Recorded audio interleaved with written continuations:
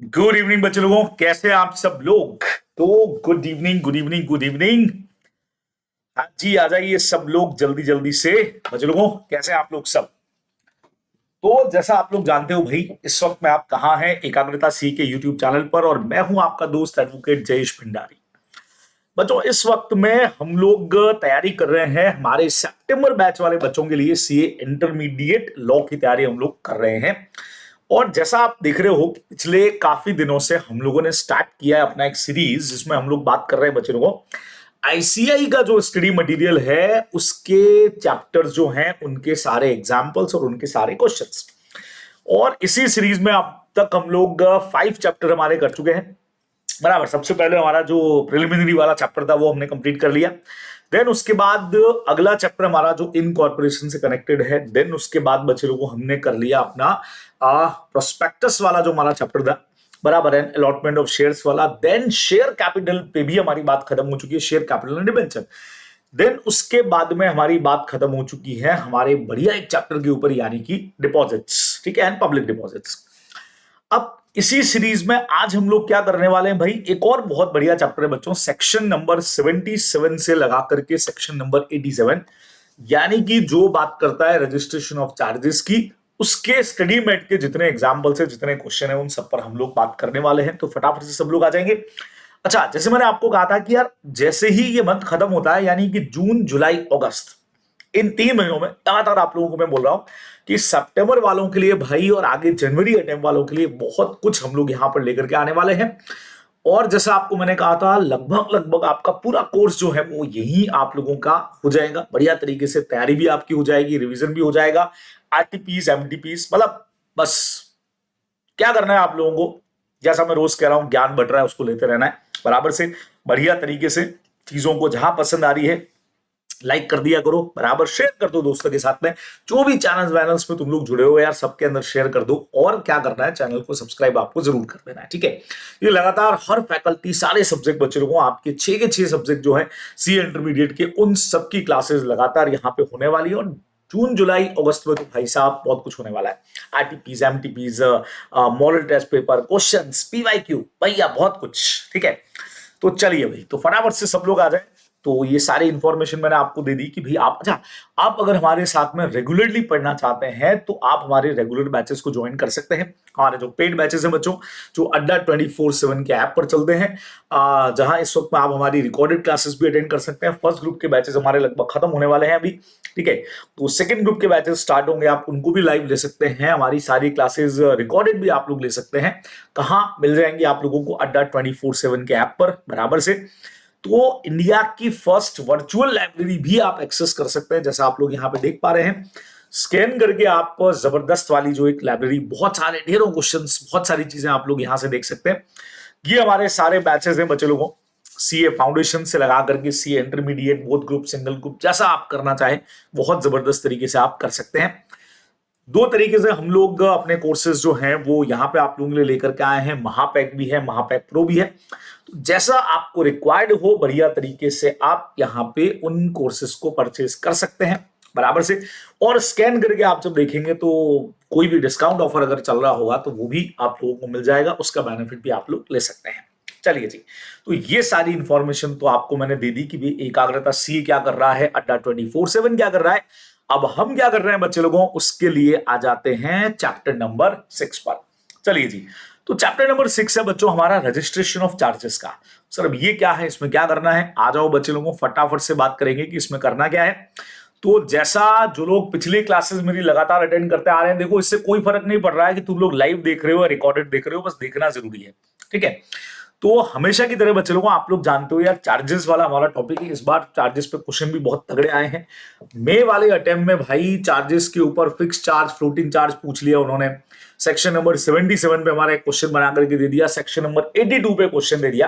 तो बढ़िया टॉपिक है, तगड़ा टॉपिक है बच्चों, अच्छे से तैयार करके जाना है। फिक्स चार्ज क्या होता है, फ्लोटिंग चार्ज क्या होता है ना, ऐसा जो, अच्छा इनमें क्रिस्टलाइजेशन ऑफ चार्ज कब होता है, यानी कि जब आपका चार्ज जो है वो फ्लोटिंग वाला फिक्स में कब कन्वर्ट होता है, तो सारे पॉइंट्स इसके अंदर कवर हैं। तो अभी वाले हमारे जो सेशंस चल रहे हैं उसमें हम ज्यादा स्टडी की जगह पे क्या कर रहे हैं बच्चों, जितने भी एग्जांपल्स और जितने भी क्वेश्चंस हैं उन सबको रिवाइज कर रहे हैं। जिनको डिटेल पढ़ना है, पूरा पढ़ना है, बढ़िया पढ़ना है, रिवीजन अच्छा करना है, उन लोगों के लिए मैंने आपको पहले ही बोल दिया भैया, बढ़िया सीरीज लेकर के हम लोग आने वाले हैं, तो बिल्कुल घबराना मत, सारी चीजें आपको यहीं पे अवेलेबल हो जाएंगी। चलिए जी, तो पहला एग्जाम्पल आप लोगों के सामने है, देखिएगा फटाफट से पहला एग्जाम्पल क्या है। चश्मा वश्मा मैं भी लगा लेता हूं भाई एकदम। तो पहला एग्जाम्पल है बच्चे लोगों, पर्ल इलेक्ट्रॉनिक्स लिमिटेड ने रेस किया एक टर्म लोन, और वो अमाउंट कितना है, 10 लाख रुपीस का, from Everest commercial bank limited against the security of it's office building. अपनी बिल्डिंग को उन्होंने सिक्योर किया है। In this case the company shall create a charge on specific asset. आप देख पा रहे हो, कंपनी ने अपनी एक पर्टिकुलर बिल्डिंग के ऊपर चार्ज किया है, ठीक है, अपनी ऑफिस बिल्डिंग के ऊपर चार्ज किया, and such charge shall be a fix charge. अब बच्चे लोगों, जहां पे फिक्स एसेट को मॉर्गेज रखा जा रहा है, फिक्स एसेट को मॉर्गेज करके लोन लिया जा रहा है, तो व्हाट ऑब्वियस है वो हमारा फिक्स चार्ज होगा। Company can sell this particular office building either by repaying the borrowed amount in full or after seeking permission from the charge holder यानी कि बैंक। तो कंपनी उस बिल्डिंग को यूज तो कर सकती है बच्चों, लेकिन अगर आपको सेल करना है तो या तो बोरिंग अमाउंट चुकाने के लिए सेल करोगे, या फिर आपको चार्ज होल्डर की परमिशन लेनी पड़ेगी, उसके बाद ही आप सेल कर पाओगे। ये हमारा कंसेप्ट होता है सीधा सीधा सा फिक्स चार्ज का, ठीक है।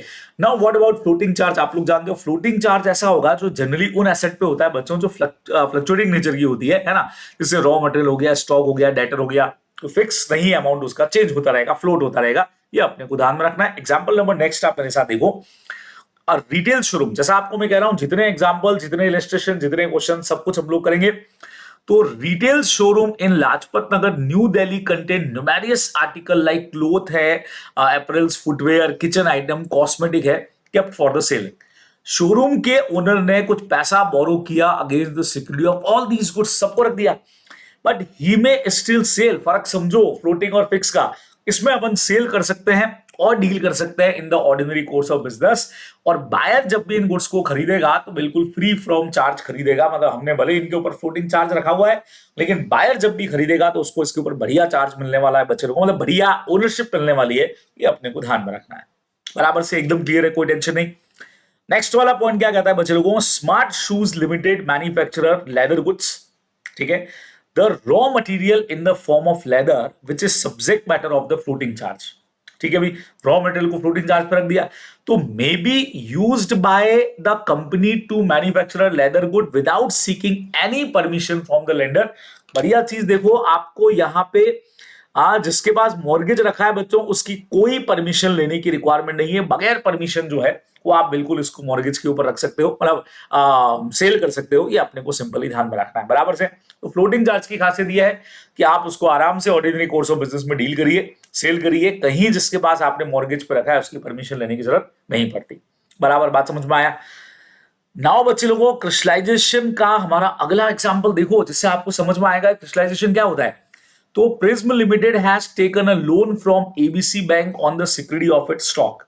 Now in the event of Prism Limited failing to repay the security interest और एंटरिंग लिक्विडेशन। अब जैसे ही पता लगता है कि भाई वो जो कंपनी है वो लोन का पेमेंट नहीं कर पा रही है और लिक्विडेशन की तरफ जा रही है, floating charge will change into fix charge, ठीक है। And once a floating charge gets converted into fix charge का मतलब ऐसा नहीं है कि आपने फ्लोटिंग एसेट के बदले में फिक्स एसेट देना है, अभी वो जो स्टॉक है वो फिक्स हो गया, neither be sold nor use by the company in the business operation, बिल्कुल उसके ऊपर चार्ज फिक्स हो जाएगा। अभी आप उसको सेल करने का राइट नहीं रखते हो, अभी उसका इस्तेमाल सिर्फ पेमेंट के लिए होगा बच्चे लोगों, ये अपने को सिंपली ध्यान में रखना चाहिए। This is called crystallization of floating charge. अच्छा पॉइंट है बच्चों, अच्छे से आप पढ़ करके जाने वाले हो। चलिए जी, अब एक एग्जाम्पल के बाद हम लोग सेक्शन नंबर 77 में आए, जो हमारा बहुत प्यारा एग्जाम्पल है बच्चे लोगों। आप अच्छी तरह से जानते हो कि 77 में हम जो भी चार्ज है उसका करते हैं रजिस्ट्रेशन, ठीक है, बराबर। और इसमें एक बढ़िया चीज क्या बोली हुई है, यहां से अब मेरी इच्छा हो गई यार कि मैं आप लोगों को बताऊं कि एक बहुत बढ़िया चीज इन्होंने लिखा है। इन्होंने जो लैंग्वेज लिखी है बच्चे लोगों, रजिस्ट्रेशन ऑफ चार्ज की, it shall duty of company to creating a charge. अब ये जो चार्ज है, चाहे इंडिया के अंदर या बाहर आपने क्रिएट किया है, चार्ज का मतलब एसेट को मॉर्गेज किया है, प्रॉपर्टी और एसेट ऑफ अंडरटेकिंग जो भी कंपनी की है, चाहे वो टेंजिबल हो या अदरवाइज यानी इनटेंजिबल हो, चाहे सिचुएटेड इनसाइड या आउटसाइड ऑफ इंडिया हो, आपको 30 डेज में आरओसी के पास उसका रजिस्ट्रेशन करवाना पड़ेगा, ये अपने को ध्यान में रखना है, ठीक है। अब इन्होंने एक बढ़िया चीज क्या बोल दी है बच्चे लोगों, यहां से एक चीज आपको बताना चाह रहा हूं जिसके ऊपर इस बार क्वेश्चन भी था। द प्रॉपर्टी और asset charge may be tangible asset, जैसे लैंड बिल्डिंग मशीनरी वगैरह हो सकती है। It may be otherwise also, यानी कि इनटेंजिबल एसेट यानी पेटेंट, कॉपीराइट और ट्रेडमार्क भी हो सकता है। The word otherwise when used in a section would have effect of, हमने वाइडनिंग किया scope of operation of the provision को, समझ रहे हैं आप लोग। तो ये चीज इसके अंदर हमारी इंपॉर्टेंट हो जाएगी, आप लोगों को ध्यान में रखना है। अब यहां पे देखो, अच्छा, when a charge is created by deposit of title deed, जैसे टाइटल डीड वगैरह आप रख रहे हो, तो it is also registrable by the borrowing company, बकायदा उसका भी रजिस्ट्रेशन वगैरह आपको करवाना पड़ेगा। अब एक बढ़िया चीज आपको यहां पे मैं बता देता हूं बीच में, ठीक है। मैं आपको लेकर के चलता हूं इस बार के हमारे लॉ के पेपर पर, और आप देखो जब हम लोग तैयारी कर ही रहे हैं भाई, तो बहुत स्ट्रॉन्ग तरीके से तैयारी करनी चाहिए ना अपने को। तो इस बार का लॉ का पेपर अगर मैं आपको दिखा दूं बच्चे लोगों, तो ये देखो, अच्छा ये क्वेश्चन तो अभी आएगा, सेक्शन 82 का हमारा क्वेश्चन है बच्चे लोगों, ये तो अभी अपने को करना है।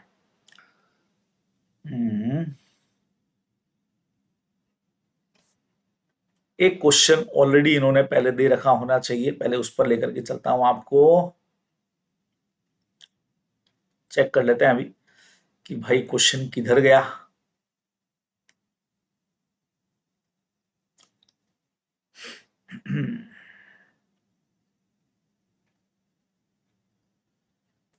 कहाँ गया भाई क्वेश्चन, कितने गया। अच्छा ये तो हमारा फर्स्ट आ गया। हाँ जी, इस बार का हमारा पेपर है, और आप लोगों को मैं चार्ज का वो जो क्वेश्चन है वो बताना चाह रहा हूं। मिल जाएगा, कितने तो मिलेगा भाई। ये देखो बच्चे लोग, आ जाओ, ये देखो। अब इन्होंने एक क्वेश्चन दिया है बहुत तगड़ा वाला, इस क्वेश्चन को आप लोग मेरे साथ में देखिएगा। इन्होंने क्या बोला है, इन्होंने बोला है कि, ये देखो, इन्होंने बोला ये जो वीटल फार्मेसी लिमिटेड है, ये एंगेज है in the manufacturing of medicine to cure skin disease. It is established unit in Germany. It registered few patent in Germany and raise funds, समझ रहे हो, by creating a charge on is stock in Germany and patent right, मतलब stock को भी charge किया और patent को भी चार्ज किया है। चार्ज का मतलब होता है बच्चों लोन के बदले में मॉर्गेज किया है। The company registered the charge created on is stock but did not register the charge created on the patent. अब उन्होंने जो स्टॉक के अगेंस्ट में चार्ज किया उसको तो रजिस्टर करवा लिया, लेकिन पेटेंट वाले को नहीं कराया। The company received a notice from ROC for not filing the particular charge created by the company और ऑन द प्रॉपर्टी और asset situated outside of India. The company wants to defend the notice on the ground that it shall not be duty of the company to register the charge created on the patent obtained outside of India and also they are intangible in nature। ये company का argue है, तो इस argue का पूरा जवाब अपन ने पढ़ा। तो आपको बोला भैया बताओ क्या होना चाहिए, तो अभी अभी बच्चों हमने पढ़ लिया, बहुत क्लियर आंसर हम लोगों ने यहां से देख लिया कि भाई साहब आपकी सोच बिल्कुल गलत जा रही है ना। जब हम लोग अदरवाइज की बात करते हैं तो उसके अंदर, अच्छा, एसेट चाहे इंडिया में हो चाहे इंडिया के बाहर हो, चाहे फिर वो फिक्स एसेट के ऊपर हो चाहे फ्लोटिंग पे हो, इवन इनटेंजिबल एसेट भी अगर है, ये देखो बच्चे को पेटेंट, कॉपीराइट, ट्रेडमार्क, तो इनका भी आपको रजिस्ट्रेशन तो करवाना पड़ेगा।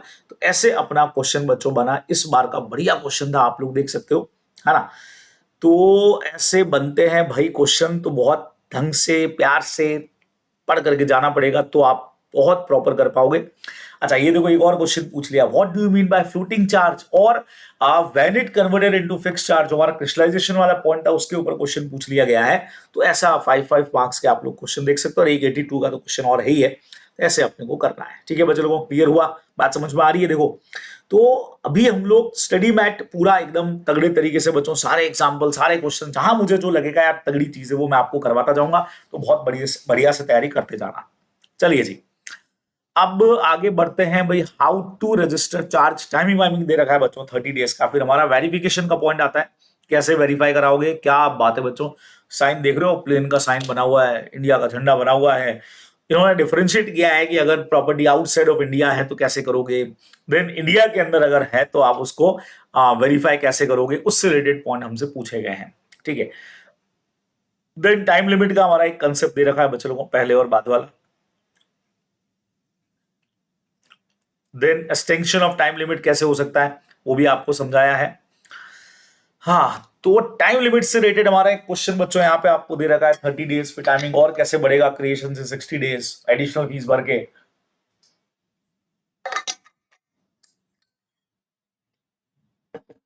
फिर एडवर्म ड्यूटी भर के आपका टाइमिंग और कैसे बढ़ सकता है, वो सारी चीजें बच्चों यहां पे इन्होंने बोली है। ठीक है, चलिए जी। तो अब इसके बाद में बच्चे लोगों सेक्शन 80 का हमारा पॉइंट आ गया। देखिए जहां एग्जाम्पल दिखेगा वहां पर रुकेंगे, एग्जाम्पल को पढ़ेंगे भाई जबरदस्त तरीके से। तो अगला एग्जाम्पल हमारे सामने आ गया भाई, एग्जाम्पल नंबर 5 क्या कहता है बच्चों समझना।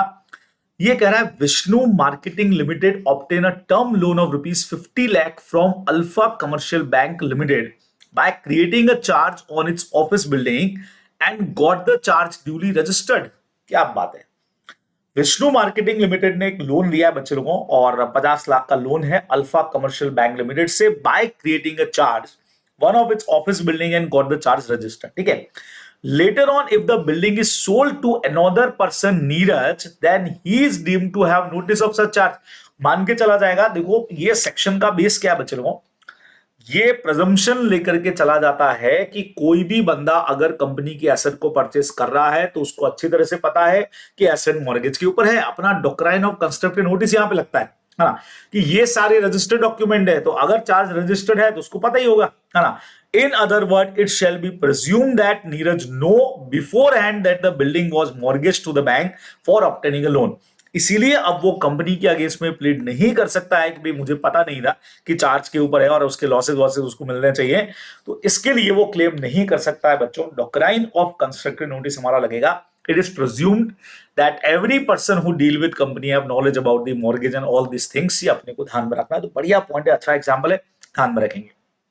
चलिए आगे बढ़ते हैं भाई। 77 का 3 और 4 आपको समझाया, अगेन एक बहुत बढ़िया बड़ा सा एग्जांपल यहाँ पे अच्छा वाला आपके सामने देखना। अगला एग्जांपल कहता है बच्चों, बैंक ए ने एडवांस किया 1 crore to Vasudha medicos limited against the security of companies land and building at Mulund. ठीक है भाई, जगह हो गई है। तो बैंक ने पैसा 1 करोड़ जो है वो वसुधा मेडिकोज को दिया है लोन पर, बदले में बिल्डिंग और जो लैंड है उन्होंने मॉर्गेज करी है। चार्ज क्रिएट होता है by deposit of title deed. बच्चों अपन टाइटल डीड भी डिपॉजिट करते ही, बिल्डिंग करेंगे तो टाइटल डीड ही रखनी पड़ेगी, वो 1 जून को हुआ है। कंपनी ने रजिस्टर नहीं कराया चार्ज विद इन 30 डेज। बच्चों बढ़िया चीज समझिएगा, टाइमिंग का पूरा खेल इसके अंदर है, जिस पर हाईएस्ट क्वेश्चन रहते हैं। तो 30 दिन में उसको रजिस्टर नहीं कराया। Subsequently the charge was registered on 12 अगस्त। क्या बात है बच्चों, जून हो गया, 30 दिन में आपको करवाना चाहिए था, मतलब 30 जून तक करवा लेना चाहिए था, नहीं कराया तो आपको वहां से 60 दिन मतलब 30 दिन और मिल जाते हैं, तो आपका जुलाई एंड तक आपको करवा लेना चाहिए था। 60 दिन क्रिएशन से निकल गए, तो अभी भी आपको 60 दिन और मिलने वाले हैं, तो 12 अगस्त आपका टाइमिंग हो जाएगा और उसमें आपको पे करना पड़ेगा एडवर्म ड्यूटी। तो इन्होंने भी एडवर्म ड्यूटी पे किया और रजिस्ट्रेशन करवा लिया, बढ़िया चीज है। In the meantime bank B है, उसने एडवांस किया 2 करोड़ रुपया वसुधा मेडिकोज लिमिटेड को against the security of same property, और ये बच्चों 18 जून की बात है। देखो वो 1 जून की 18 जून की है और कंपनी ने इस चार्ज को रजिस्टर्ड करवा दिया 26 जून को। फर्क देखना बच्चे लोगों, बहुत तगड़ा पॉइंट है। अगर क्रिएशन की बात की जाए तो पहले ये क्रिएट हुआ है 1 जून को, उसके बाद ये क्रिएट हुआ है 18 जून को, है ना। तो फर्स्ट इसकी प्रायोरिटी होनी चाहिए थी, सेकंड इसकी होनी चाहिए थी। लेकिन प्रॉब्लम ये है बच्चों, प्रायोरिटी उसको मिलता है जिसका रजिस्ट्रेशन पहले है भाई। तो इसका रजिस्ट्रेशन 12 अगस्त का है बच्चों और इसका रजिस्ट्रेशन 26 जून का ही है। तो रजिस्ट्रेशन के मामले में ये पहले नंबर पे है, ये दूसरे नंबर पे है। तो बट ऑब्वियस है, आप जानते हो सब्सिक्वेंटली वसुधा लिमिटेड गोज इनटू लिक्विडेशन, और लिक्विडेशन में जाने के बाद ये जो प्रॉपर्टी इन्होंने बेची है, इस प्रॉपर्टी से 2 करोड़ रुपए आए। अब सवाल है कि 2 करोड़ का पेमेंट किसको किया जाए भाई, पहला बैंक ए जिसने 1 करोड़ दिया है या दूसरा जिसने लोन बाद में दिया है 2 करोड़ का। तो बट ऑब्वियस है बच्चे लोगों, आपको समझ में आ ही गया होगा, लोन प्रायोरिटी बेस पे पेमेंट करने के लिए ये वाला जो बैंक बी वाला है वो प्रायोरिटी पे है। In such a situation bank B will get repayment of loan in full. बच्चों 2 करोड़ मिले और इनका भी लोन 2 करोड़ का है, तो इनको पहले पूरा पैसा मिल जाएगा। But bank A will not realise anything because subsequent registration of charge in favour of bank A will not prejudice the right of bank B. भाई बाद में रजिस्ट्रेशन करवाने वाले को बाद में प्रायोरिटी है, पहले पूरा इनका लोन चुकाने के बाद अगर पैसा बचता तो हम इसको पे करते, नहीं बचा तो कोई फर्क नहीं पड़ने वाला। अच्छा बैंक ए ये आर्ग्यू नहीं कर सकती है कि नहीं हमने लोन पहले दिया है। भैया लोन तुमने पहले दिया लेकिन रजिस्ट्रेशन बाद में है, समझ रहे हो? यहाँ पे लोन भले ही बाद में है लेकिन रजिस्ट्रेशन पहले है तो इनको वैलिडिटी मिलेगी बच्चे लोगों। ये अपने को ध्यान में रखना है। 10 bank B get priority over the bank A even though the charge created later. भले ही बाद में चार्ज क्रिएट हुआ लेकिन रजिस्ट्रेशन पहले हुआ बच्चों, तो इनको प्रायोरिटी लेवल देना पड़ेगा। ये अपने को सिंपली ध्यान में रखना है। बराबर क्लियर बात समझ में आई आप लोगों को? बढ़िया एग्जाम्पल, ठीक है, एकदम सेटअप। आगे बढ़ जाऊं, चलिए जी। तो सेक्शन 77 इन सारी चीजों के ऊपर बात करता है। अब 78 कहता है बच्चे लोगों ऐसी चीजों से बचना है तो भाई चार्ज होल्डर तू खुद ही रजिस्ट्रेशन करवा दे। अगर कंपनी नहीं करवा पा रही है तो आप खुद ही रजिस्ट्रेशन करवा दो, है ना। मैं आपको हर सेक्शन का थोड़ा थोड़ा सा रेफरेंस भी बताता जा रहा हूं साथ के अंदर, ठीक है। वैसे प्रॉमिस अपना ये था कि हम लोग इस सेशन के अंदर पढ़ाई नहीं करने वाले। पढ़ाई मतलब मैं आपको ज्यादा कुछ डिटेलिंग में नहीं ले जाने वाला हूं, सिर्फ इलस्ट्रेशन और क्वेश्चंस कराऊंगा। फिर जब हम लोग अपना मेन सीरीज चालू करेंगे अगले महीने के अंदर, वहां अपन डिटेल में पढ़ेंगे। लेकिन अभी ये सेशन उनके लिए जिन्होंने पढ़ लिया है, थोड़ा बहुत रिवाइज कर रहे हैं, एक बार कोर्स कर चुके हैं, उनको अगर स्टडी मैथ उन्होंने अभी तक टच भी नहीं किया है, इच्छा बहुत है मन से कि यार स्टडी मैथ से पढ़ना है पढ़ना है पढ़ना है, लेकिन हिम्मत नहीं हो रही है, कोई बात नहीं यार, तुम आ जाओ, सेशन अटेंड कर लो, पूरे लेक्चर को देख लो, बाद में रिकॉर्डेड देख रहे हो, जिस स्पीड पे देखना हो देख लो, लेकिन एक बार सारे एग्जाम्पल्स देख लोगे तो मजा आ जाएगा तुमको ना, तैयारी और सुपर लेवल की हो जाएगी।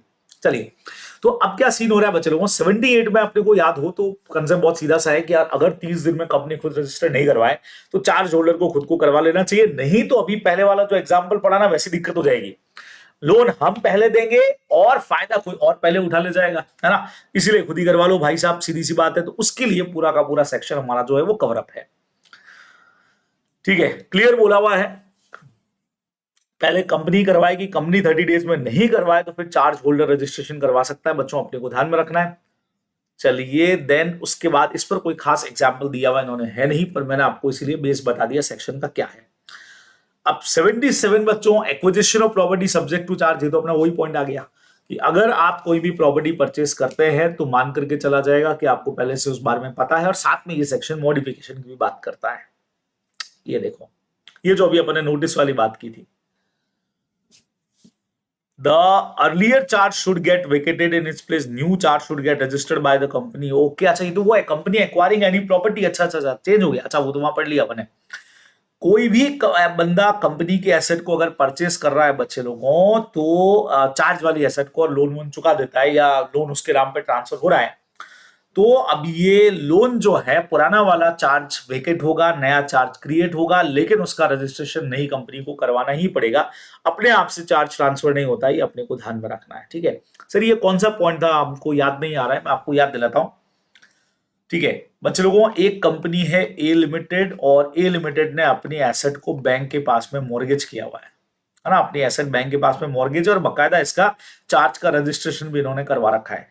अब कंपनी बैंक की परमिशन से ये एसेट बी लिमिटेड को सेल करती है बच्चे लोगों, और ये जो चार्ज है, मतलब कंपनी की एसेट तो फ्री हो रही है। क्यों हो रही है? क्योंकि ए लिमिटेड ने अपनी एसेट बी लिमिटेड को बेच दी है। अब बी लिमिटेड जो है वो इस लोन को कंटिन्यू करना चाह रहा है बच्चे लोगों कि हाँ लोन मैं चुकाऊंगा, तो लोन तो ट्रांसफर हो गया, ए लिमिटेड तो गई यहां से। अब आरओसी के पास में ये लोन अभी भी ए लिमिटेड और उसी के मॉर्गेज के अंदर बोल रहा है, जबकि ए लिमिटेड का तो कहानी खत्म हो गई है।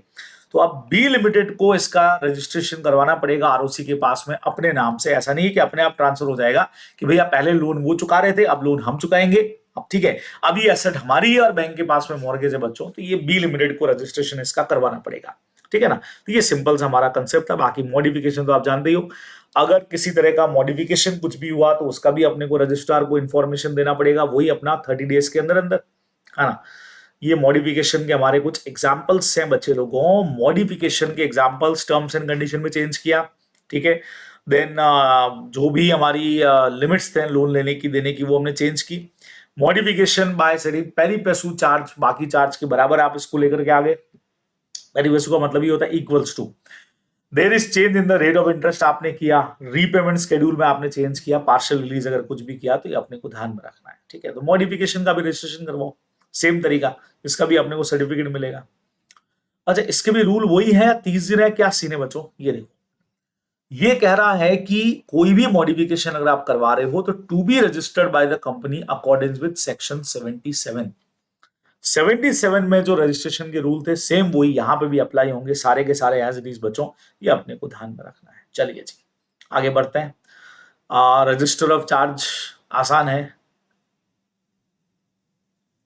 रजिस्ट्रार मेंटेन करेगा सेक्शन नंबर 81 में, उसके बारे में इंफॉर्मेशन अपने को दे रखी है। फिर बच्चे लोगों सेक्शन नंबर 85 में कंपनी खुद मेंटेन करेगी, है ना। 85 वाला सेक्शन भी इन्होंने यहाँ दे दिया। आगे बढ़ते हैं बढ़ते हैं बढ़ते हैं भाई, कुछ ये रजिस्टर मेंटेन करना है परमानेंटली, देख सकते हो आप लोग। सेक्शन 82, इस पर इस बार क्वेश्चन भी है। Company to report satisfaction of the charge, but obvious है अगर लोन का पेमेंट हो गया तो कंपनी इंटीमेट भी करेगी ना भाई, सीधी सी बात है, 30 डेज के अंदर। नहीं तो 300 दिन का टाइम पीरियड मिल जाएगा बच्चों को, 30 दिन में नहीं करवा पाए तो 300 days. Extend the period of intimation from 30 days to 300 days. Additional fees देना पड़ेगा। हाँ जी, देन उसके बाद में ये क्या है भाई,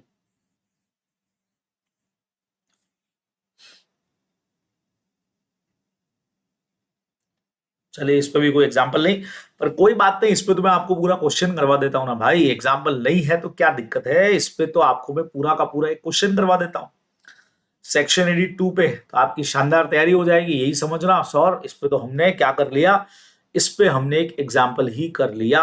कहाँ है पहले वो देख लेते हैं, सेक्शन 82।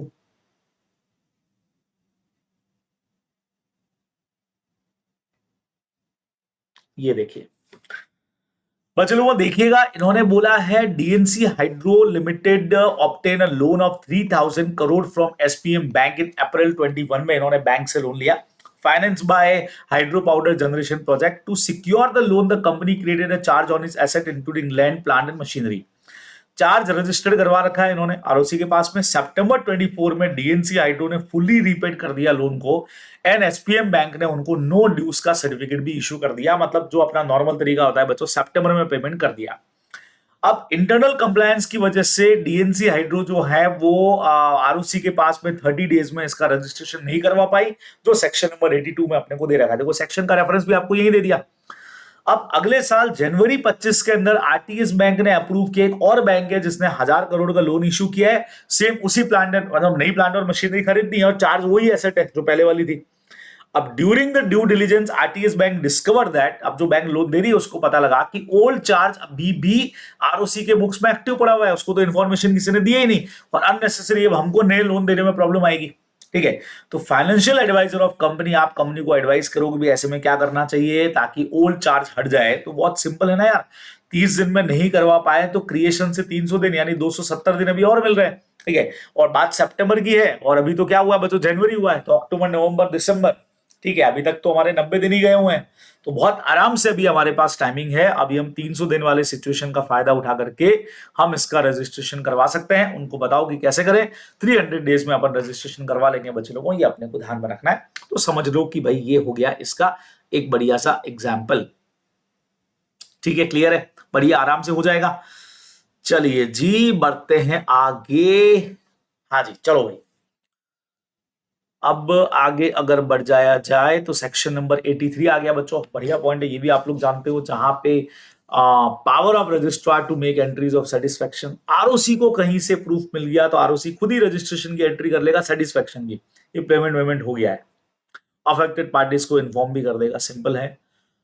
रिसीवर अपॉइंटमेंट 84, आपको ध्यान हो तो अगर कोई भी बंदा रिसीवर अपॉइंट होता है, ठीक है, obtain an order for appointment of receiver or a person to manage the property which is subject to charge, या if any person appoints such receiver or person under power contained in the instrument, वो notice देगा of such appointment to the company and registrar along with a copy of order। ठीक है ना, तो ये अपने को ध्यान में रखना है। और जैसे ही उसका अपॉइंटमेंट हटेगा, the person appointed as above shall give notice to the effect to the company and registrar, common सा पॉइंट है।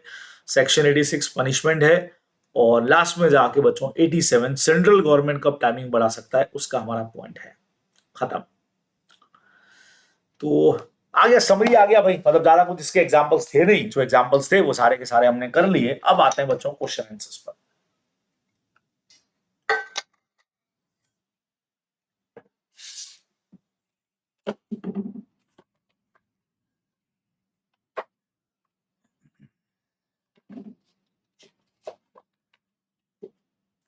देख लें और कुछ खास पॉइंट हो तो।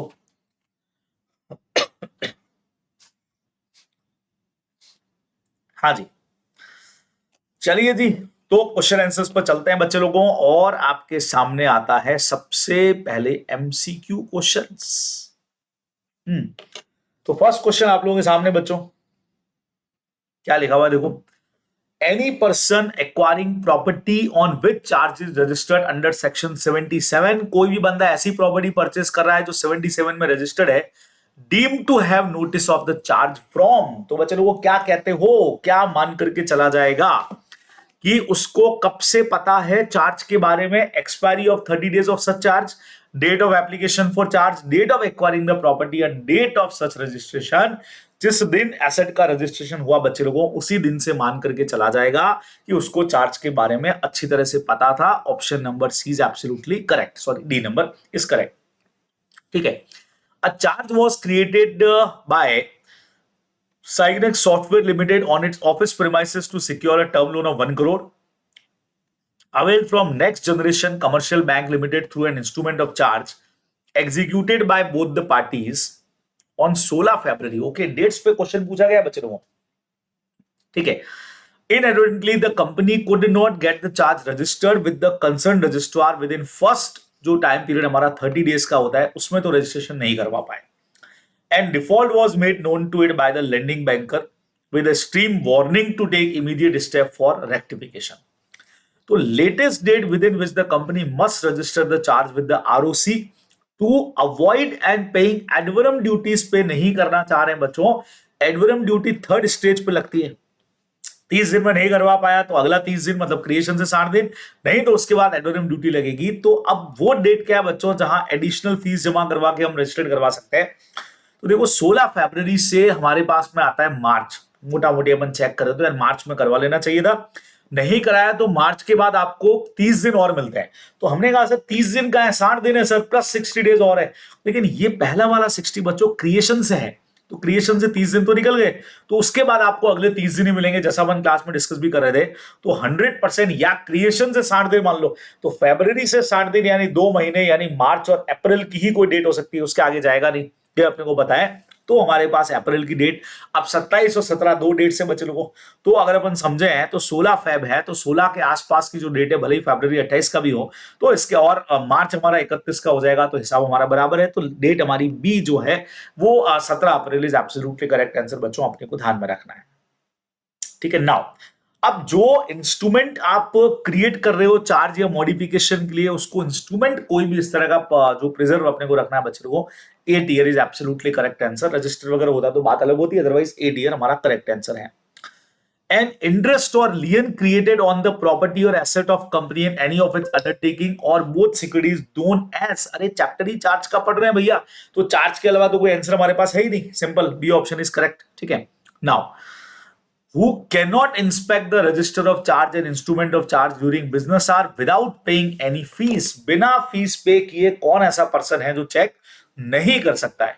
देखो मेंबर फोकट में चेक कर सकता है बच्चे लोगों, ठीक है, क्रेडिटर भी चेक कर सकता है, हु कैनॉट मतलब किसको चेक करने के लिए पैसा देना पड़ेगा?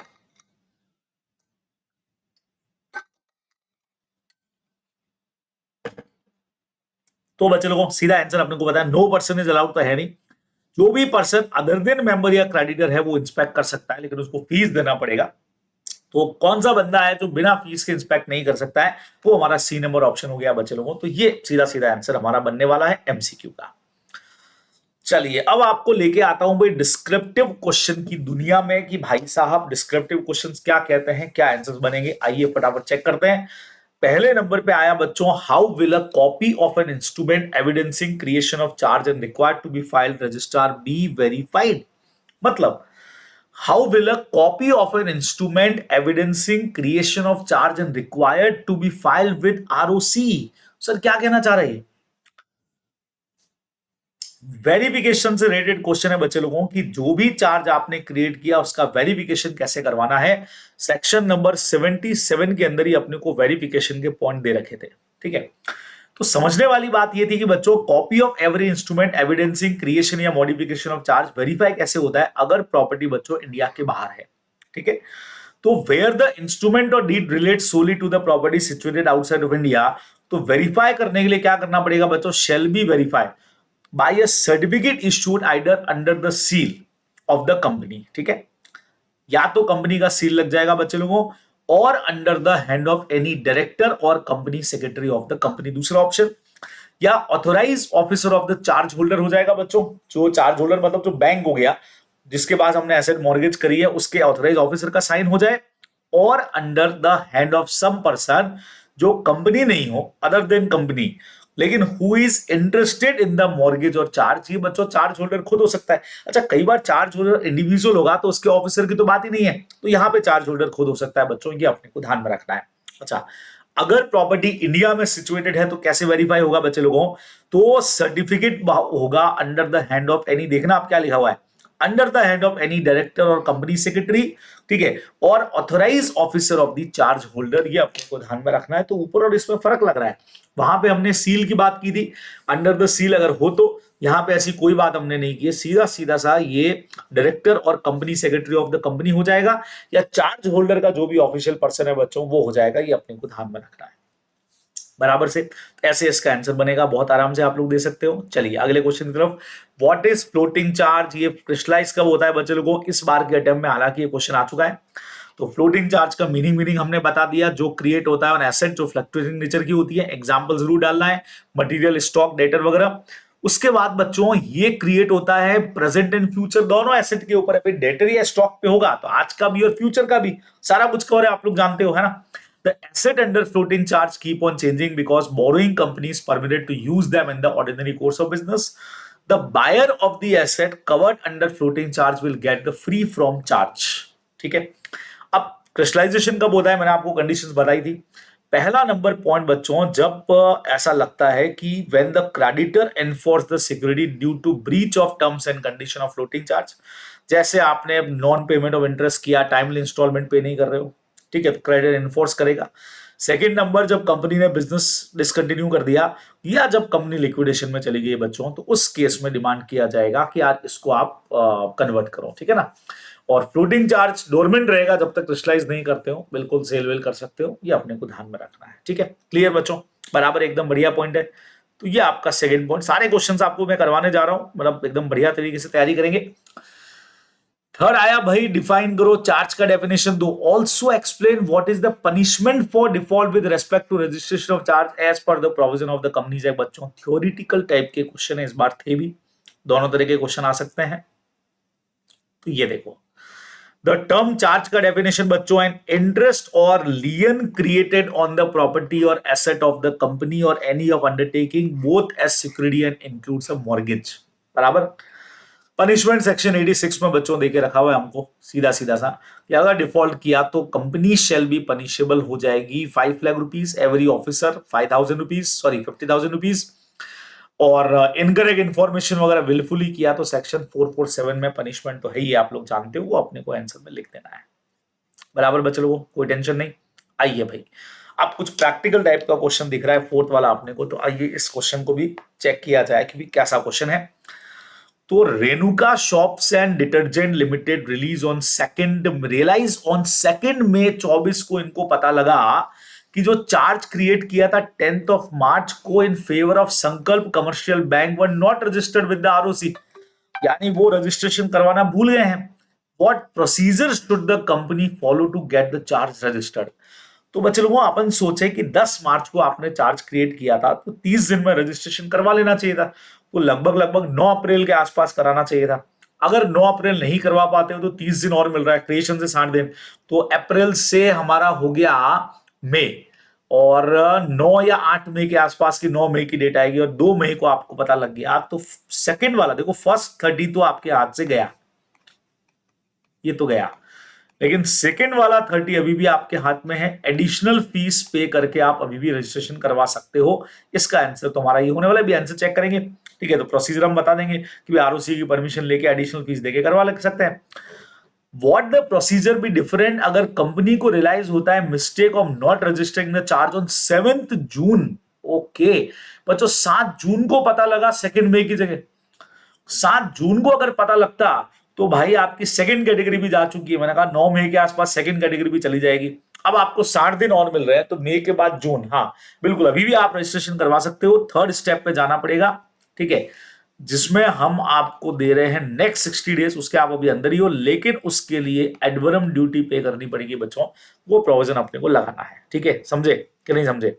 देखें आंसर चेक करें।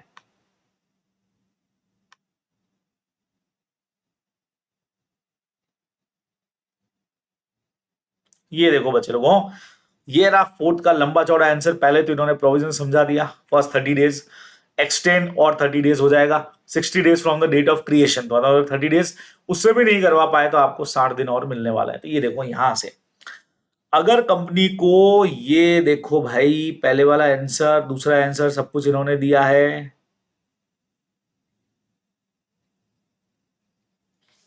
ये देखो पूरा दे दिया है ना। If the company realise the mistake of registration का चार्ज ऑन 7 जून 2 मई की जगह अगर पता लगा तो 60 डेज ऑलरेडी एक्सपायर हो चुके हैं क्रिएशन से, सेकंड प्रोविजो काम आ जाएगा और अभी आपको 60 डेज और मिलेंगे, लेकिन उसके लिए एडवरम ड्यूटी आपको पे करना पड़ेगा। और फर्स्ट 60 डेज अगर हैं तो 9 मई को खत्म हो रहे हैं, मैं आपको पहले ही बोल चुका हूं, उससे पहले पता लग जाता तो आपको एक नॉर्मल सा फीस जो है, जो लेट फीस होता है वो पे करना पड़ता, एडिशनल फीस, नहीं तो ये पे करना पड़ेगा बच्चों। तो ये अपने को आंसर में लिखना चाहिए था। ठीक है, बराबर एकदम फर्स्ट क्लास। अगले क्वेश्चन की तरफ चलें। चलो भाई चलो बेटा, 8 क्वेश्चंस हैं टोटल बच्चे लोगों, तो हम लोगों ने कर लिया है क्वेश्चन नंबर 4, 5, 6, 7, 8, 4 क्वेश्चन हम लोग और करने वाले, और स्ट्रांग हो जाए तैयारी। Antariksh purchase the commercial property in Delhi belonging to NRT Limited after entering into agreement with the company. Okay, Antariksh ने परचेज किया, क्या बात, अंतरिक्ष ही परचेज कर रहा है कमर्शियल प्रॉपर्टी दिल्ली जो एनआरटी लिमिटेड की है, after entering into agreement with company. ठीक है, at the time of registration Antariksh को पता लगता है कि title deed of the company was not free and the company express inability to get the title deed transfer in Antariksh name, contending that he ought to have knowledge of the charge created by the property। क्या company का contention correct है? क्या 100% correct है बच्चों? Constructive notice वाला point, it is presume that every person who purchase asset of company या deal have knowledge about the charge. बराबर से देख सकते हो। According section 80, where any charge of any property or asset of company, any of its undertaking registered under 77 of the Companies Act, any person acquiring property, assets, undertaking and part thereof deemed to notice of the charge from the date of registration। बहुत clear है। ठीक है, तो कोई भी purchase करते हो तो मान के चला जाएगा, तो सेम अंतरिक्ष वाला प्रोविजन अपन ने यहाँ पे बता दिया। और finally in view the contention of NRT limited is absolutely correct बच्चे लोगों, ये अपने को ध्यान में रखना चाहिए था, सीधा सा हमारा मैटर है। ठीक है, चलिए क्वेश्चन नंबर 6 पर चलते हैं भाई। नंबर 6 क्या कहता है, ये रहा थ्योरेटिकल क्वेश्चन दिख रहा है।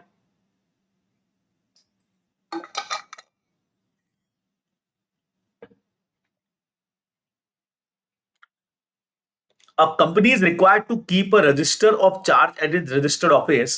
Considering this statement mention the provision of Companies Act in respect of keeping of register of charge। ठीक है, अच्छा ये वो है जो कंपनी अपने रजिस्टर्ड ऑफिस पर मेंटेन कर रही है बच्चे लोगों, उस वाले रजिस्टर की बात हो रही है।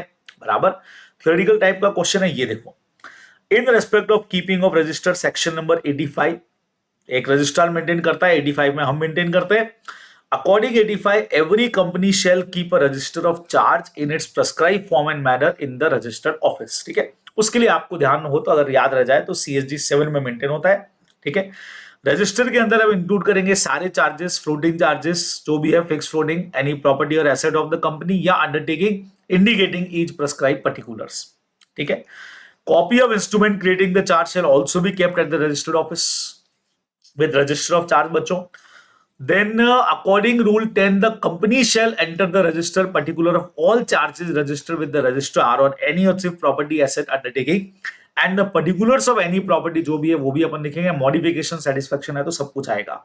एंट्री कब करना है बच्चे लोगों? The entries in the register shall be made after the creation, modification, satisfaction जो भी है उसके बाद आपको एंट्री कर देनी चाहिए। ठीक है, और the register shall be authenticated by director और सेक्रेटरी, या जो भी ऑथराइज पर्सन होगा वो उसके ऊपर साइन करेगा तो ये ऑथेंटिक हो जाएगा। फिर बच्चों इंस्पेक्शन के रूल भी दिए, पूरा समझाया आपको इस पे। तो अपन ने अभी ये क्वेश्चन भी किया था एमसीक्यू के इसके ऊपर कि भैया बिजनेस आवर्स के अंदर बिल्कुल ये ओपन रहेगा, इंस्पेक्शन कौन कर सकता है? मेंबर और क्रेडिटर तो बिना फीस के, एनी अदर पर्सन अगर है तो फीस देना पड़ेगा। सिंपल है। सेम उसी तरह से regarding inspection state the register of charge and instrument kept bye the company open for inspection by any member और क्रेडिटर विदाउट एनी फीस। तो वही वाली चीज हो गई, charge and instrument of charge open, नहीं तो दो बार लिख दिया बच्चों इन्होंने वापस से, मतलब अलग से अपन एग्जाम पर्पज से नहीं लिखेंगे, विदाउट एनी फीस और by any other person payment of fees है, अपना सेम रूल है। प्रिजर्वेशन क्या कहता है, मतलब ऊपर वाला जो पॉइंट है वो बेसिकली रजिस्टर के लिए है, और ये वाला पॉइंट हमारा जो है वो साथ में इंस्ट्रूमेंट ऑफ चार्जेस जो भी है, दोनों के लिए देखो ये भी पूरा दिया है, चार्ज एंड ये during business hours open for inspection. Register of charge shall be preserve permanently, बच्चों रजिस्टर परमानेंटली मेंटेन करके रखना पड़ता है, और जो इंस्ट्रूमेंट जिससे आपने चार्ज क्रिएट किया, जो डॉक्यूमेंट्स आपने बनाए वो 8 ईयर तक रहेगा from the satisfaction of charge, ये तो परमानेंटली, और ये सेटिस्फेक्शन ऑफ चार्ज से 8 साल तक आपको मेंटेन करके रखना पड़ेगा। सीधी सी हमारी रिक्वायरमेंट है बच्चों, ध्यान में अपन रखने वाले हैं, ठीक है, क्लियर। चलिए जी अगला क्वेश्चन नंबर 7 पर चलते हैं।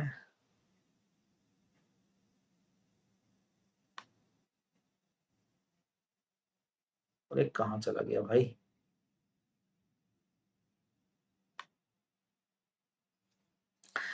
ABC Limited created a charge in favor of OK Bank, which was duly registered. Later on, the bank enhanced the facility by another 20 crore. बच्चों समझना, ABC Limited ने एक चार्ज क्रिएट किया OK बैंक के favour में, जो registered है। Later on bank ने एनहांस किया और अनदर 20 करोड़ दे रही है due to inadvertence the modification in the original charge was not registered. Advise the company has the course of action to be pursue in this regard. क्या करना चाहिए बच्चे लोगों, ये कह रहे हैं कि मॉडिफिकेशन जो किया वो आप रजिस्टर्ड नहीं करवा पाए हो, तो क्या लगता है बच्चों 300 दिन का टाइमिंग और मिलता है क्या आपने को, वो इसमें था क्या पॉइंट मॉडिफिकेशन वाले में, या इसमें 30-60 वाला टाइम भी लगेगा, या कहीं ऐसा तो नहीं है कि रजिस्टर्ड ही नहीं करवा पाए तो अपने को सेक्शन नंबर 87 में जाना पड़े, सेंट्रल गवर्नमेंट वाले पॉइंट में ना। बहुत तगड़ा क्वेश्चन है बच्चे लोगों। तो आइए 7th का आंसर आपको बताता हूं कि यार इसका आंसर जाएगा कहां से, तो पूरा कंसेप्ट समझना। ये देखो बच्चे लोगों, मैंने आपको कहा था सेक्शन नंबर 87 से इसका आंसर गया है, क्योंकि ये कह रहे हैं लेट नहीं हुए, रजिस्ट्रेशन ही नहीं करवा पाए आप इनहेरिटेंस की वजह से, है ना। और चूंकि ये बात 300 दिन वाली तो है नहीं, वो तो सिर्फ सेटिस्फेक्शन के अंदर होती है ना। तो यहां सेंट्रल गवर्नमेंट का सेक्शन नंबर 87 लगेगा बच्चों, उसमें आपको क्या करना पड़ेगा, कुछ बातें सेंट्रल गवर्नमेंट से परमिशन लेनी है कि सर हमारा टाइमिंग एक्सटेंड करिए, ठीक है। उसके लिए आपने को क्या करना पड़ेगा कि ओमिशन हो गया इंटीमेशन देने में, आपने गलत इंफॉर्मेशन दे दिया, हमको एक्स्ट्रा टाइम चाहिए। तो ऐसा अगर कुछ भी हो गया है तो सेंट्रल गवर्नमेंट को जाके हमको सेटिस्फाई करना पड़ेगा कि ये डिफॉल्ट हमारी एक्सीडेंटल थी, या ड्यू टू इनएडवर्टेंस, या because of other sufficient cause था, और इससे हमारे क्रेडिटर या शेयर होल्डर को कोई नुकसान नहीं होगा। ऐसा हम एप्लीकेशन देंगे CSG 8 के अंदर, फाइल बाय द कंपनी और any other interested person.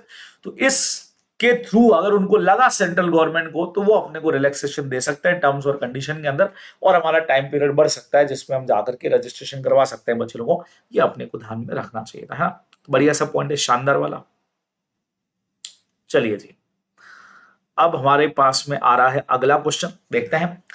Ranjit acquire a property from PQR limited which was mortgage to Pyramid Bank. Okay ठीक है, acquired a property, he settle the dues to Pyramid Bank in full. उसने ही bank का मतलब उसने PQR limited से asset purchase किया और उनका लोन भी सारा पे कर दिया, and same was registered with the sub registrar who noted that mortgage had been settled, but neither the company nor bank filed particular of satisfaction of charge with the registrar. ROC को तो आपने information दिया ही नहीं। अब रंजीत के साथ दिक्कत यह है बच्चों कि वो एसेट खरीद तो चुका है, उसकी रजिस्ट्री भी उसके नाम पे हो गई है, लेकिन रजिस्ट्रार ऑफ कंपनीज की बुक्स में तो अभी भी लोन चालू है और एसेट मॉर्गेज के ऊपर है। तो क्या रंजीत खुद अप्रोच कर सकता है या कोई रिलीफ मिलेगा? हाँ मिलेगा ना भाई। अपना एक पॉइंट था बच्चों, जहां पे अगर कोई भी प्रूफ रजिस्ट्रार को दे दिया जाए सेटिस्फेक्शन का, तो रजिस्ट्रार खुद ही एंट्री कर सकता है। बात समझ में आया? तो वहां से हमारा आंसर बन जाएगा सेक्शन नंबर 83 से। ये देखो 83 अपन देखते हैं।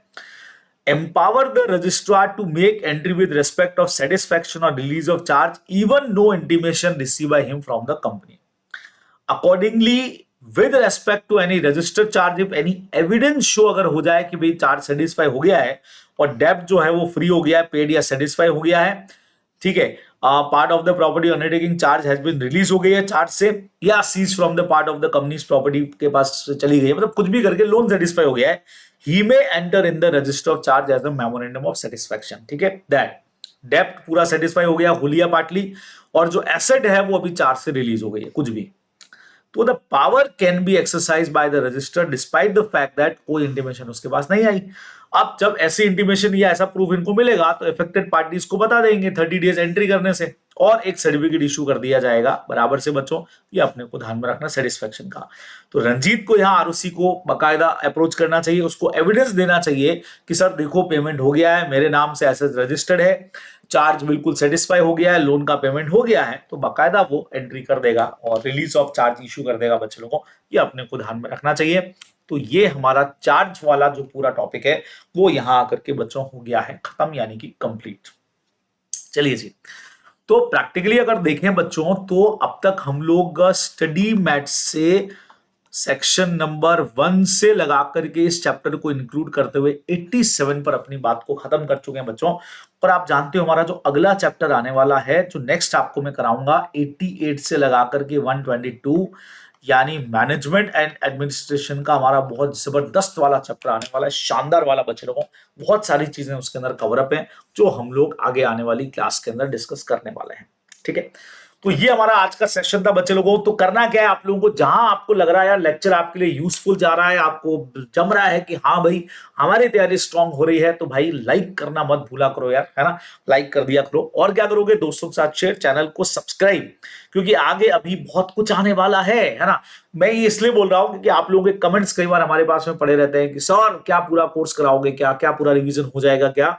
हाँ जी, अगर आप एकाग्रता सीए के यूट्यूब चैनल पर हैं तो यहाँ आपको सब कुछ मिलने वाला है, सारी चीजें हम आपको यहाँ पे करवाने वाले हैं, बस थोड़ा सा इंतजार। ये वाली सीरीज हमारी जैसे ही खत्म होती है, आप देखो बढ़िया सीरीज चल रही है हमारी, चैप्टर नंबर 6 तक हम पहुंच गए, 7th 8th 9th 10th, इसी तरह से पूरा कोर्स एक बार स्टडी मैथ से खत्म कर लें, उसके बाद फिर हम लोग वापस से अपनी पढ़ाई पूरी डिटेल स्टडी के अंदर आ जाएंगे, जहां सारे सेक्शंस आप लोगों को मैं बहुत बढ़िया तरीके से रिवाइज करवा दूंगा बराबर से। चलिए जी, तो आज का सेशन यही पैंड करें बच्चे लोगों, तो टेक केयर, बाय बाय, और अच्छे से पढ़ते रहिएगा और चैनल के ऊपर बने रहिएगा। कल आप लोगों से फिर मुलाकात होती है जिसमें अपन क्या बात करने वाले हैं, मैनेजमेंट और एडमिनिस्ट्रेशन वाले चैप्टर पर। चलिए जी, और जो लोग रेगुलर बैचेस अटेंड करना चाह रहे हैं भाई हमारे, तो पहले भी मैंने जैसे आपको कहा था स्टार्टिंग के अंदर भी, अड्डा 24/7 के ऐप पर हमारी पेड क्लासेस है बच्चों, रिकॉर्डेड क्लासेस आप लोग ले सकते हो बराबर। लाइव क्लासेस में हमारा फर्स्ट बैच जो हमने 17 मार्च से स्टार्ट किया था, फर्स्ट ग्रुप वो खत्म होने वाला है, उसका रिकॉर्डेड आप ले सकते हो बराबर से। और सेकंड ग्रुप के बैचेस हमारे स्टार्ट होने वाले हैं, डेट आपके सामने है 14 जुलाई 2025, 14 जुलाई से हमारे बैचेस स्टार्ट हो रहे हैं बच्चों सेकंड ग्रुप के, तो बिल्कुल आप हमारे साथ उसमें ज्वाइन कर सकते हैं जबरदस्त तरीके से। चलिए जी, और फाउंडेशन बच्चों, फाउंडेशन जो है वो नए टॉपिक जब भी स्टार्ट होते हैं तो आप देखेंगे वहां पे, वहां से आप हमारे साथ में लगातार बेसिस पे ज्वाइन कर सकते हैं, रिकॉर्डेड क्लासेस भी आप हमारी देख सकते हैं। ठीक है, चलिए, तो ये सारी इंफॉर्मेशन मैंने आपको दे दी है, तो मैं आपका दोस्त एडवोकेट जयेश भंडारी इजाजत दो, फिर मिलते हैं कल सेम टाइम।